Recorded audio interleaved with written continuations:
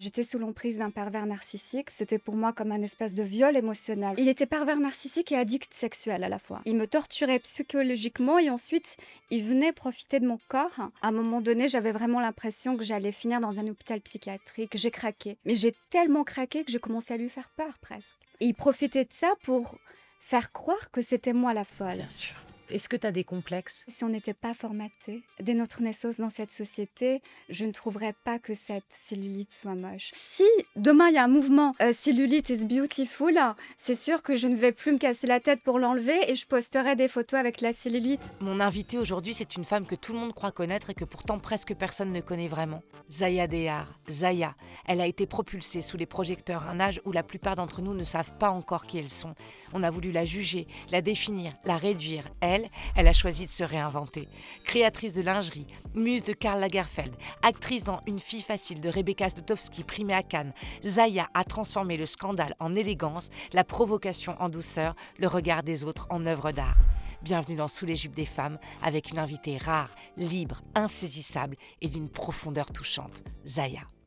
Zaya, bienvenue. Merci d'être présente à ce podcast Sous les jupes des femmes. Ça me fait très plaisir que tu aies accepté l'invitation. Merci à toi, je suis ravie d'être là. En fait, ça a été assez super parce que quand je t'ai appelé et que je t'ai expliqué le concept, tu m'as Oui. tout de suite dit oui. Pourquoi? J'ai toujours ressenti que j'avais besoin de ça finalement, de montrer à travers les médias autre chose, quelque chose qui soit plus vrai, quelque chose qui montre aussi l'envers du décor et aussi, comme tu me l'as expliqué, quelque chose qui montre pas que le côté superficiel, parfait, parce qu'on en a marre, on voit ça tout le temps. On est toujours en train de se cacher quelque part derrière une façade. Et c'est vrai que le désir du film Sous les jupes des filles, mais de ce podcast, c'est d'aller montrer en fait ce que d'habitude on montre pas. Et si j'avais pas un événement après, je me serais démaquillée là maintenant. C'est vrai pour Oui. faire l'interview carrément Complètement, je suis plus nature. dedans. Oui. Et c'était très important pour moi en fait que tu viennes parce que je sais que ta parole elle compte auprès de beaucoup beaucoup beaucoup beaucoup de femmes qui t'admirent, qui te suivent et je sais que tu peux vraiment faire la différence dans une prise de parole comme celle-ci pour inviter les femmes peut-être à accepter leurs imperfections et à décomplexer un petit peu. Merci. C'est ce que je pense. Du coup, moi, les questions que j'ai envie de te poser justement à toi, Zaya, c'est qu'est-ce qui te fait mettre un genou à terre? Qu'est-ce qui fait que tu craques? La méchanceté et l'injustice et les manipulateurs. Je déteste ça. Je ne supporte pas. Voilà. Et ça peut te mettre dans quel état?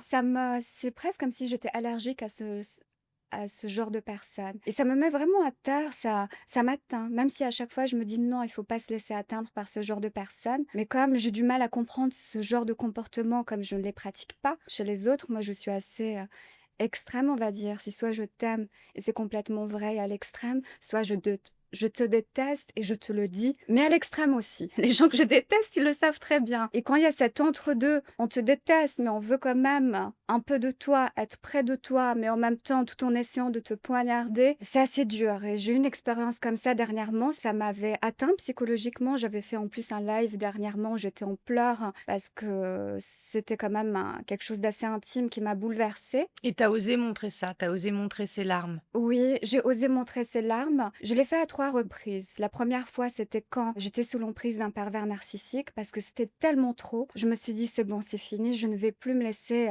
écraser ou subir ce genre d'injustice en silence». Mais c'était extrême avec lui. La deuxième fois, c'est quand Instagram a commencé à me shadowban pour aucune raison. Là aussi, c'était un cas extrême de d'injustice envers moi alors que j'enfreignais aucune règle d'Instagram. Et là, c'était la troisième fois. C'était quelque chose d'extrêmement grave. C'était pour moi comme un espèce de viol émotionnel que j'avais ressenti. Ça m'a beaucoup blessée, mais là, je commence à me sentir un peu mieux parce que aussi la situation est en train de se régler, mais ça m'a fait mal. Parce que tu vois, on a une tendance à croire que toi, Zaya, mais d'autres femmes d'influence qu'on admire, qu'on suit, on se dit, mais en fait, ça va pour elle. Tu vois, elle a sa marque de vêtements, elle gagne sa vie, elle est indépendante, elle est belle, tout va bien. Mais c'est pas si simple. Et surtout, c'est vraiment, c'est une idée, c'est une façade. J'ai beaucoup d'amies qui sont actrices, chanteuses, que j'admire souffrir immensément. Et je les ai au téléphone en larmes. Je les ai au téléphone avec le cœur brisé. Je les ai dans les moments où elles appellent à l'aide parce qu'elles ont un genou par terre. Qu'est-ce que tu fais, toi, quand tu as un genou par terre? J'appelle tout le monde comme une folle. Bah, la dernière fois, bah, c'était Instagram. Allez, je veux que tout le monde soit témoin de ma tristesse et Et est-ce que tu as reçu en retour? beaucoup de soutien, énormément. Mais je le fais pas tout le temps. Vraiment, je prends Instagram vraiment quand c'est des cas très, très graves. Mais sinon, quand c'est moins extrême, j'essaie d'appeler tout le monde, les personnes que je connais. Ils finissent tous par me dire: «Mais il faudrait aller voir un psy». Et je sens derrière cette phrase désespérée: «Ouf, on a une vie, on a besoin de respirer, on peut plus de t'avoir pendant 2 heures au téléphone en train de pleurer et de te plaindre». Du coup, j'essaie de faire attention et du coup, maintenant, je prends ChatGPT, je pleure et je lui raconte et je lui dis: «Tu en penses quoi? Est-ce que j'ai vraiment raison? Je n'ai pas tort? Réponds-moi, vraiment, de manière objective, hein. Ne te mets pas forcément de mon côté. Est-ce que j'exagère?» Et là, il me rassure.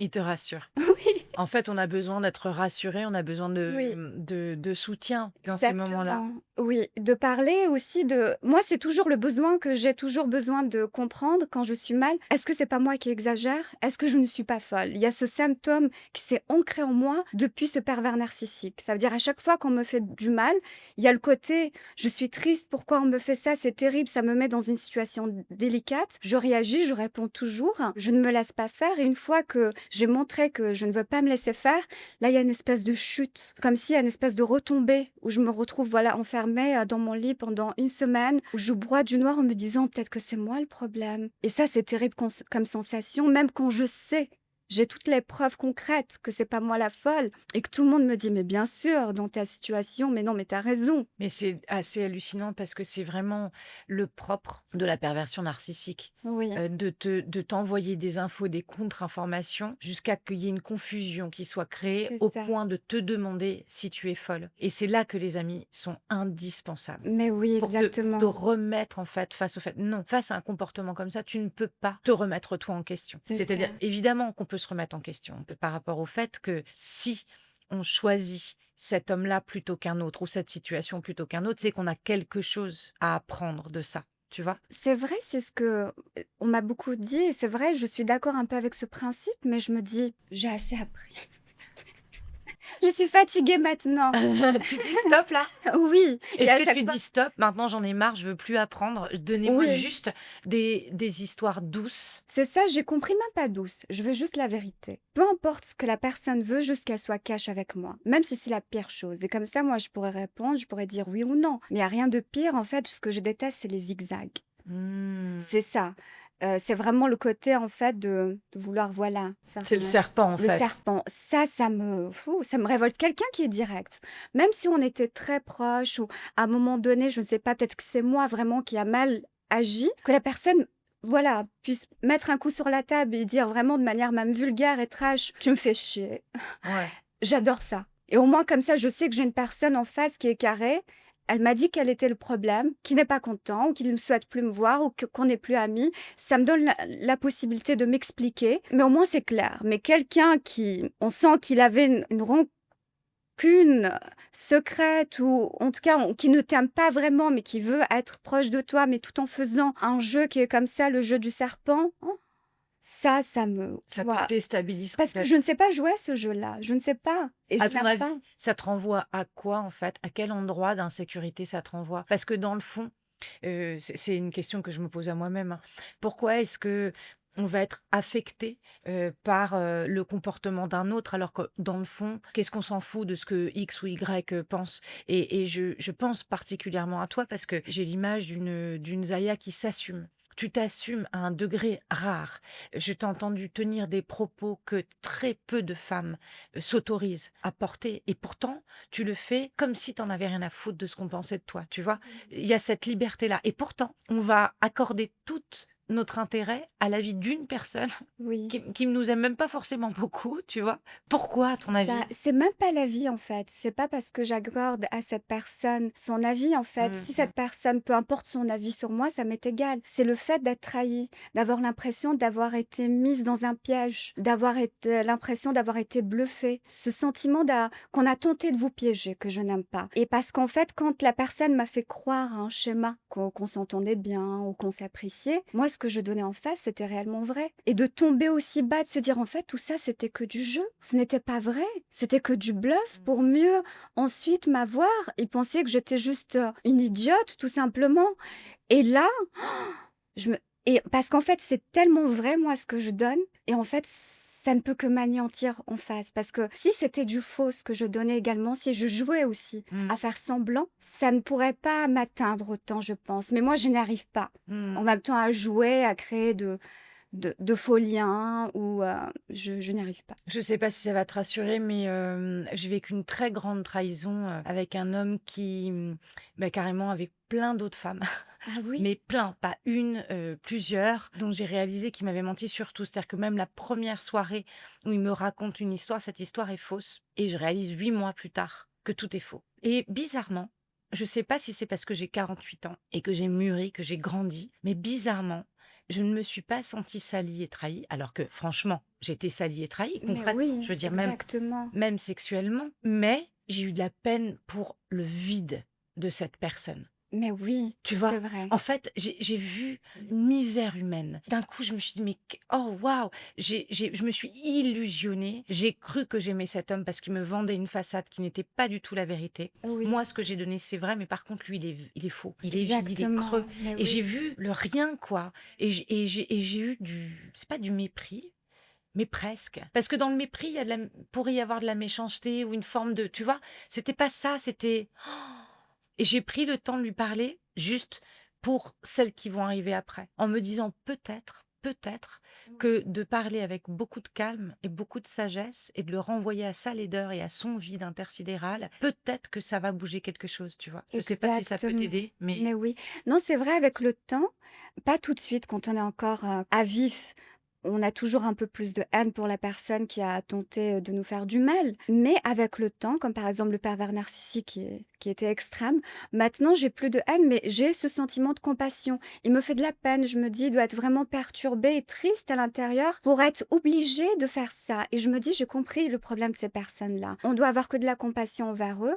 Parce qu'en réalité, pourquoi ils se sentent obligés de bluffer, de manipuler ou de piéger les gens? parce qu'ils pensent qu'ils sont pas aimables tels quels. Exactement, bah, c'est parfait. C'est exactement ça que je voulais dire parce qu'ils pensent, voilà, qu'on ne peut pas les aimer pour ceux qui sont réellement. Et le fait de se dire qu'on peut être aimé pour ce qu'on est réellement, sans manipulation, sans vice, ça prouve qu'on a une confiance en soi qui est très importante. Et toi, justement, est-ce que tu peux dire que tu t'aimes devant un Faudrait que miroir? je le fasse plus souvent, c'est vrai. Ouais, je l'ai pas fait, ouais, il y a très longtemps que j'ai pas fait ça, mais il faudrait que j'essaie de le faire tous les jours. Et quand tu l'as fait, est-ce que tu étais mal à l'aise? Il y a un début de malaise parce qu'on n'a pas l'habitude de le faire et j'ai ressenti quelque chose. Mais c'est vrai, j'ai ressenti un bien-être quand je l'ai fait. Mais malgré ce bien-être, j'avais presque les larmes aux yeux. J'avais envie de me prendre dans les bras. Et pour être honnête, juste après que j'ai eu cette expérience avec le pervers narcissique, quand j'étais très très très mal, je me prenais dans les bras. J'ai l'air d'être une folle comme ça. Je me prenais moi-même dans les bras comme ça au lit et je pleurais, je pleurais, je pleurais. Et plus je me prenais dans les bras, et plus je pleurais. Et ça me faisait du bien de me prendre et en me disant: «Ne t'inquiète pas, je suis là pour toi-même. Je suis là pour toi». Ouais, mais c'est C'est de la magnifique. folie, mais Non, c'est pas de la folie. j'étais dans un mal-être tellement profond que En fait, c'est pas de la folie, au contraire. Et je trouve ça super que tu racontes ça là, maintenant, parce que je pense que nous sommes et le malade et le guérisseur. Et que nous sommes et la maman et l'enfant et la petite fille. Et que, en fait, souvent, dans nos souffrances, surtout celles qui sont réveillées dans les histoires dont on est en train de parler comme ça, c'est souvent la petite fille qui a été trahie qui se réveille. Et donc, si c'est pas toi qui est là, l'adulte, pour la prendre dans les bras et la rassurer. Donc c'est ça qui se passait, c'est que c'était Zaya adulte qui prenait Zaya enfant dans les bras et qui lui disait: maintenant je suis là, je ne laisserai plus personne te faire du mal. C'est un esprit sain que de se rappeler qu'on est les deux en fait.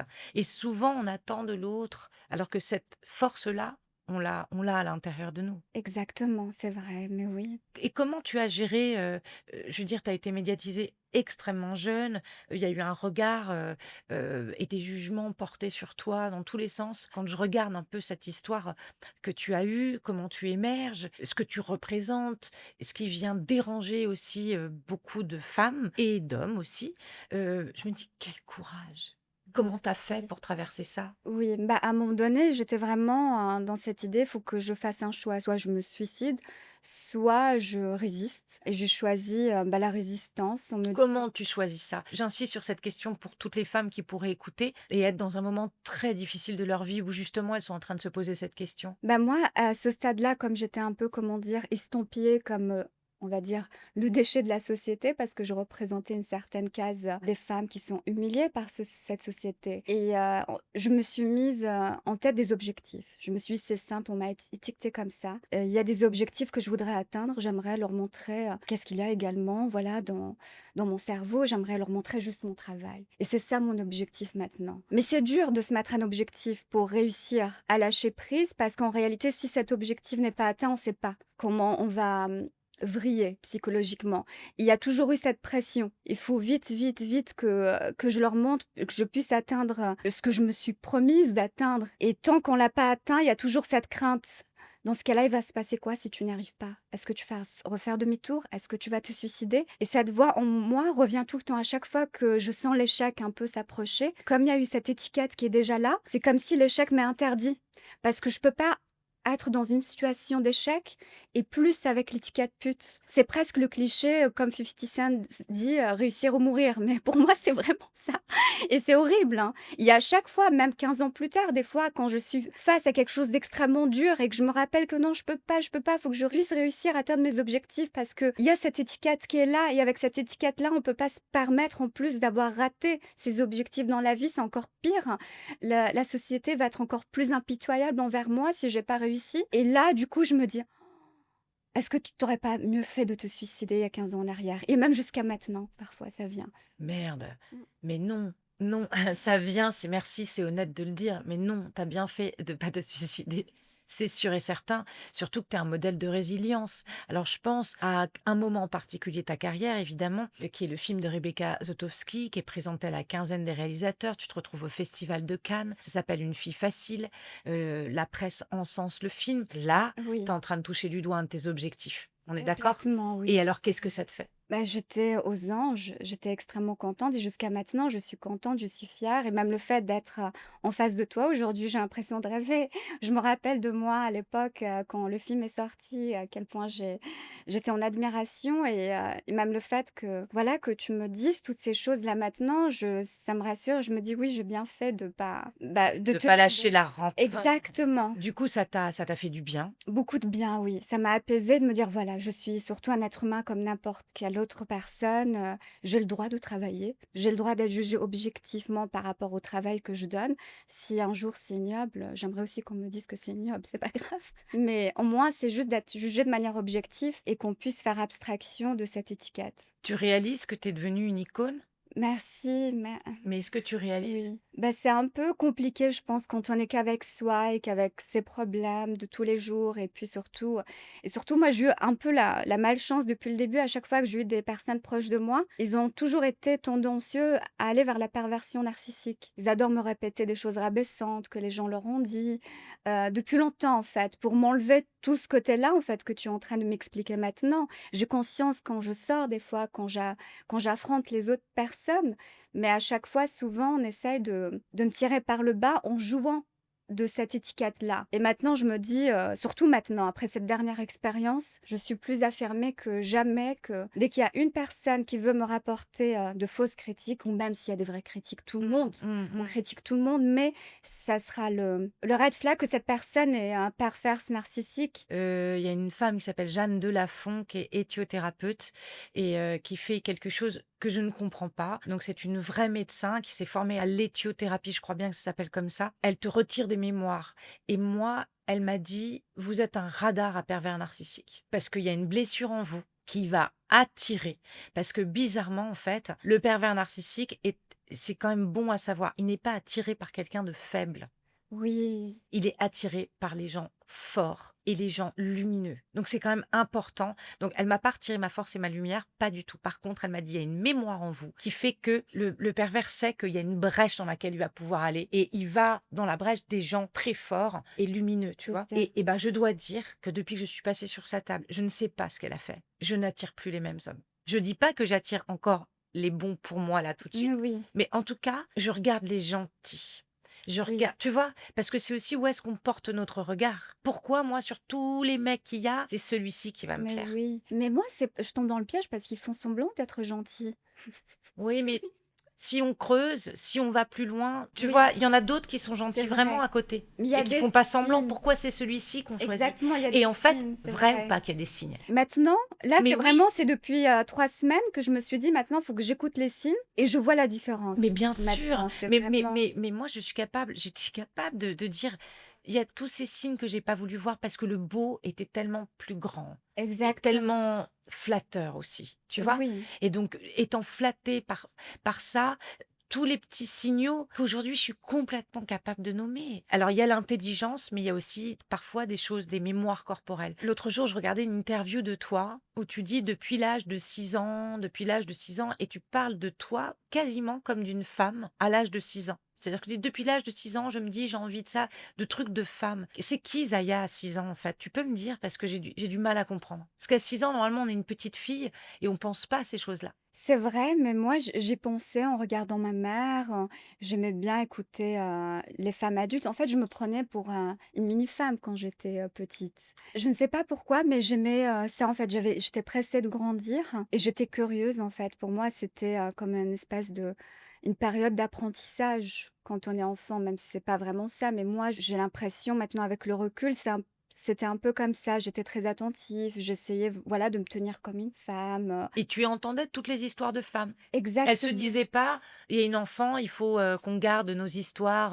Bah, je pense qu'ils font pas attention Oui, voilà, parce c'est ça. que, de toute façon, ils s'imaginent pas aussi que j'écoute autant aussi, je Mm. pense. Qu'est-ce qui t'a marqué le plus? La première fois, je me suis vraiment fait la réflexion sur le mot pute parce que je savais que autant que, petite fille, mais je serais un jour une femme et je serais également, associée également à ce mot comme toutes les autres femmes. Mais à 6 ans, qu'est-ce que tu peux comprendre du mot pute? Ben j'essayais de le comprendre, mais de manière vraiment très naïve.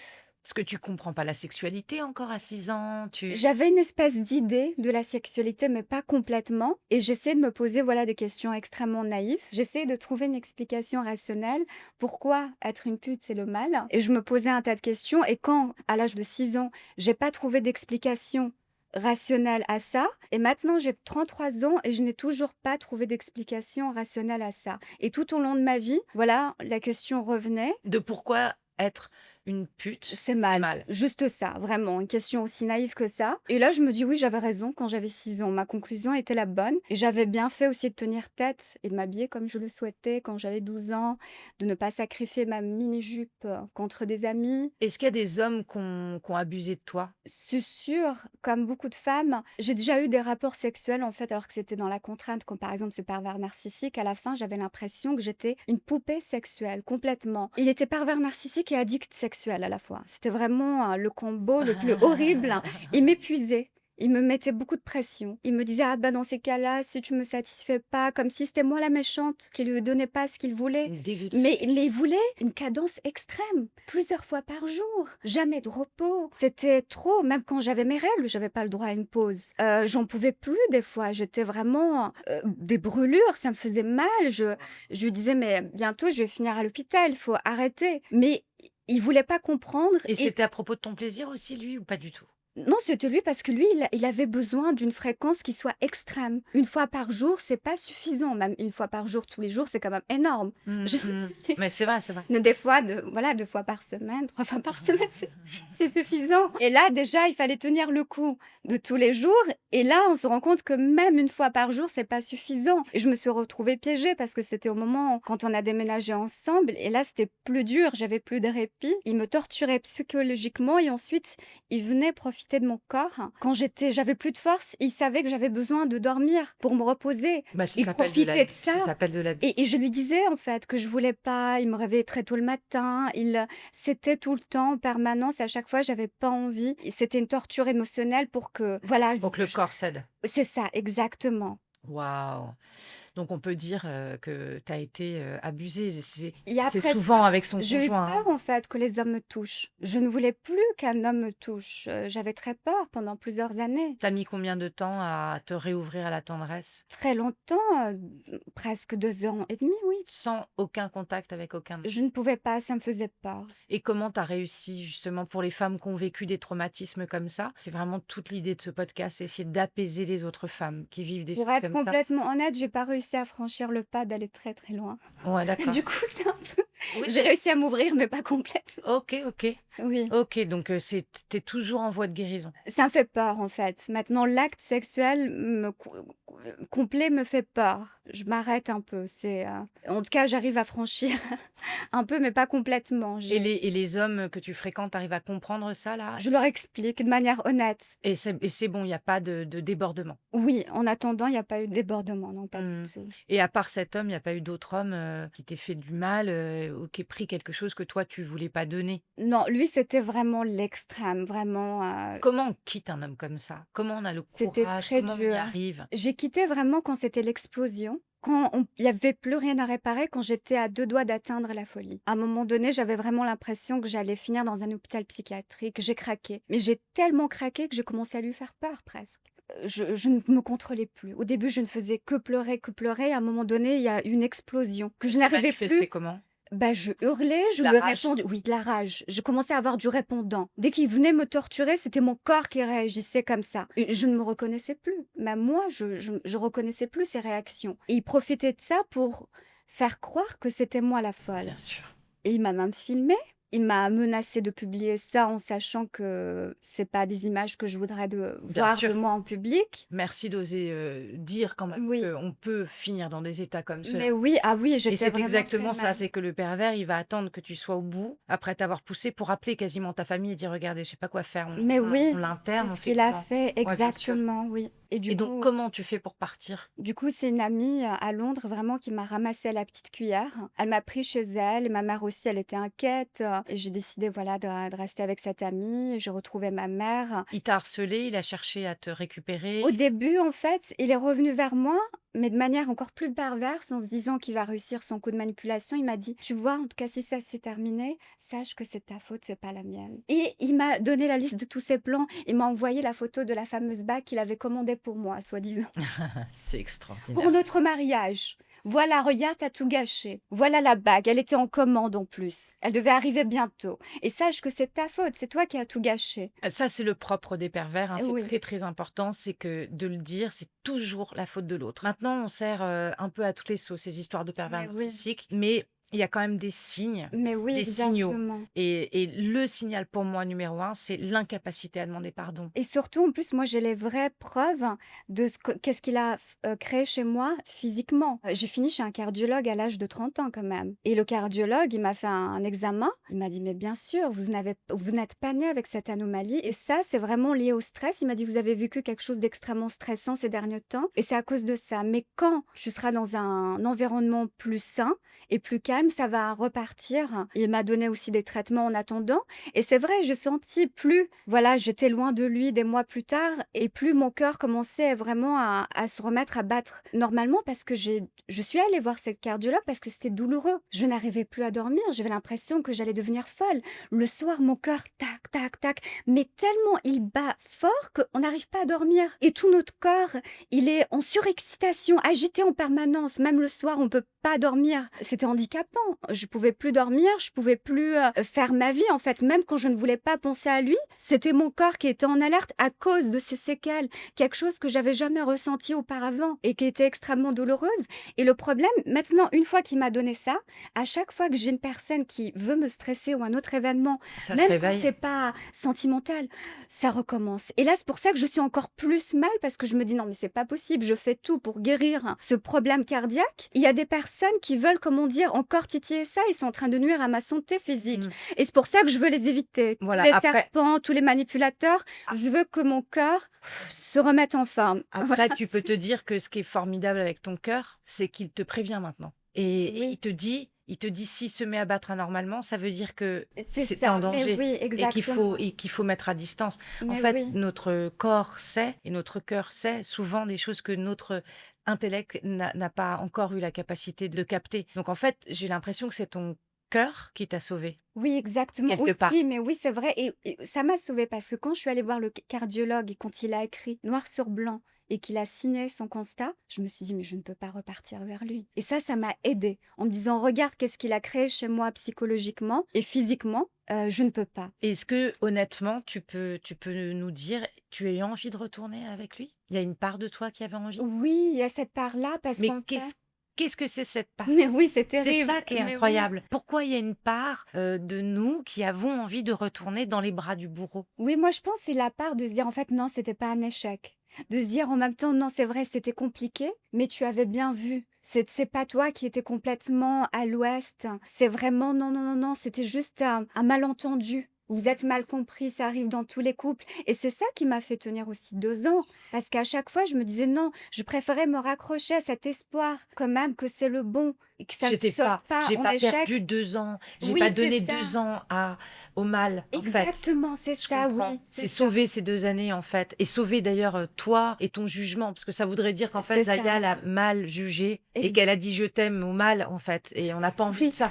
mais tu as tout compris, je ne Ouais, pourrais voilà. pas mieux le C'est toi dire. qui viens de l'expliquer, hein. Mais non, mais c'est exactement ça, tu l'expliques mieux et c'est exactement ça que je ressentais et même jusqu'à maintenant, le fait que j'accepte que je dis oui au mal, maintenant à chaque fois que je veux dire oui, même quand ce n'est pas quelque chose de personnel, même pour le travail ou pour l'amitié, je me dis: «Mais en même temps, est-ce que tu peux écouter ton raisonnement? Tu as dit oui à quelqu'un Est-ce qui que est tu peux complètement te faire dérangé». confiance? Et maintenant, je ne sais plus trop, c'est ça, il y a ce truc, je ne sais plus me faire confiance parce que mon instinct, quand je l'ai rencontré, ça me disait tout autre chose et je sais qu'il a greffé ça en moi et cette chose, je ne sais pas comment l'enlever, mais ça finira par partir. Tu disais tout à l'heure que pour t'aider, tu t'appelles les copains, que parfois ils te disent, voilà laisse-moi, que tu vas sur ChatGPT. Est-ce que tu suis des thérapies? J'ai essayé un peu, mais moi je mets tout sur l'action, c'est ça ma folie. Mmh. C'est bien les thérapies, c'est très important. Il y a quelque chose en moi en me disant: «Oui, je vais tout lui raconter», mais je sais qu'il y a des choses concrètes qui vont m'aider dans la vie à me sentir mieux.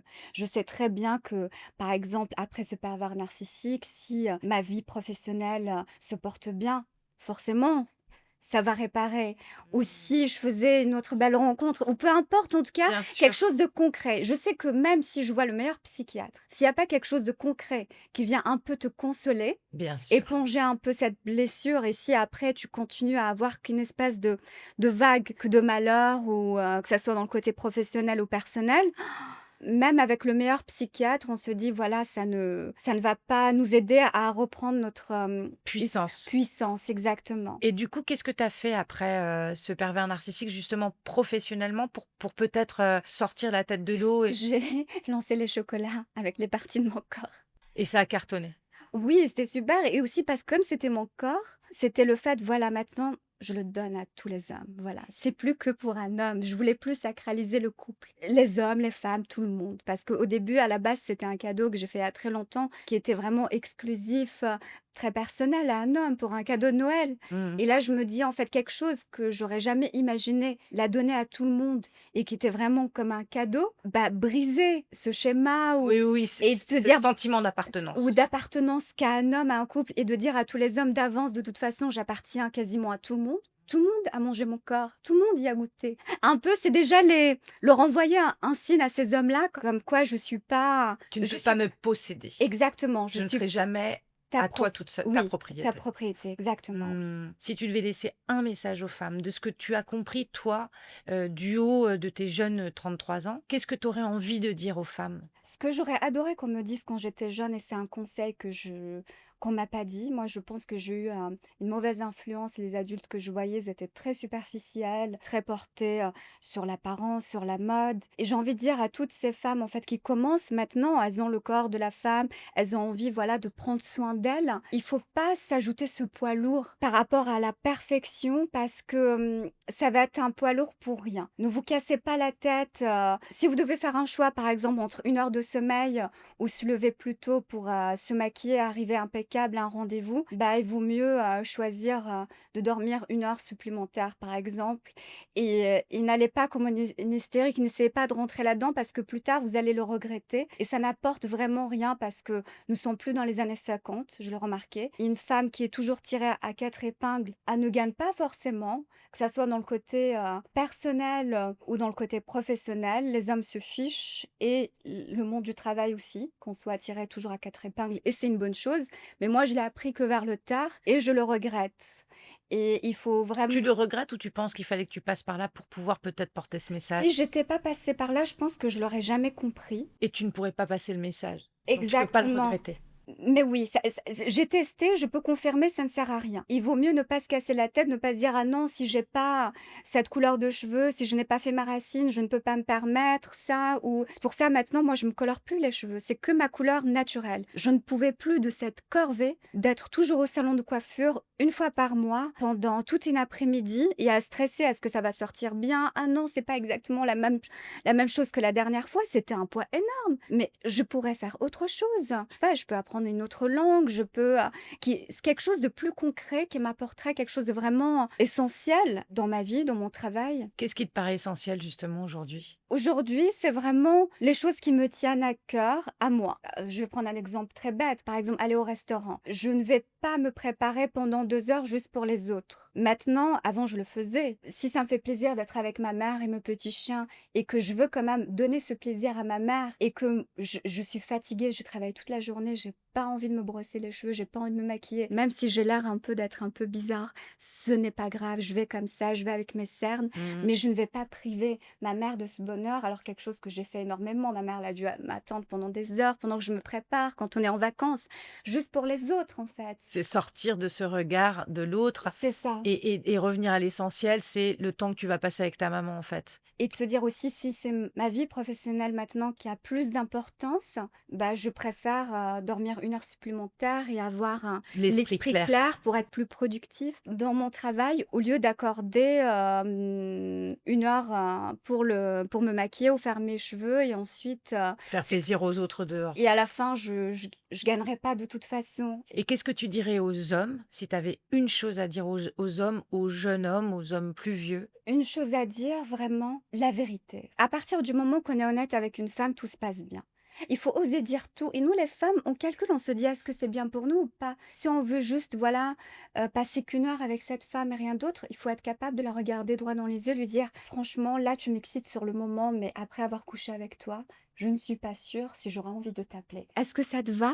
Et de la regarder tout droit dans les yeux, de dire: «Est-ce que ça te va si je passe 1 heure maintenant avec toi? Et je suis pas sûre qu'on se rappelle, mais peut-être que oui, mais peut-être que non. Mais est-ce que prépare-toi déjà psychologiquement à ça». Et parfois, ça pourrait nous tenter aussi, Bien si sûr. on est dans la même énergie. Mais il faut juste cette honnêteté brute. Il faut pas avoir peur de nous faire peur, parce qu'après c'est pire. Vous vous retrouvez bloqué avec une femme qui ne comprend pas et c'est pire de scoltiner ça. Voilà. Et j'ai une dernière question pour toi. Tu es considérée vraiment comme une des plus belles femmes de France. Est-ce que tu as des complexes? Ah oui, j'ai des complexes. Oui, énormément. En ce moment, j'ai pas mal de cellulite derrière les cuisses. J'essaie de m'en débarrasser avec du sport, mais ça persiste et je ne veux pas maigrir. C'est un casse-tête. Et ça, c'est pour toi ou c'est pour les autres? J'ai l'impression que c'est pour moi, mais en réalité, si on n'était pas formaté dès notre naissance dans cette société, je ne trouverais pas que cette cellulite soit moche. Et en fait, je me dis, à chaque fois que je regarde cette cellulite, je me dis, je vous en supplie, les filles, créez le mouvement hashtag cellulite comme vous avez fait avec les vergetures, beautiful vergetures, je ne Ouais, sais ouais. pas, il y avait un mouvement comme ça. Et là, on voit toutes les belles femmes, tout le monde, tous avec des vergetures. Et avant ça, j'allais me faire traiter les vergetures pour qu'on les voit pas. Après ça, j'ai arrêté. Je me suis dit: «C'est fini, je ne vais plus, les brûler pour qu'elles partent et je m'affiche avec mes vergetures» et du coup, si demain il y a un mouvement, cellulite is beautiful, c'est sûr que je ne vais plus me casser la tête pour l'enlever et je posterai des photos avec la cellulite. Pourquoi est-ce Mais que tu lancerais pas ce mouvement Cellulite j'aimerais bien, mais j'ai envie qu'on me suive. Mais c'est horrible, mais au moins il faut dire la vérité, c'est important. C'est génial. Et attends, j'ai une dernière question. Si tu avais une baguette magique, que tu pouvais faire absolument tout ce que tu voulais, c'est-à-dire que tu avais un coup de baguette magique et tu peux changer quelque chose, c'est quoi que tu changerais? Je nous rendrai immortels parce que, s'il y a plus cette pression de la mort, le monde sera plus beau, j'en suis sûre.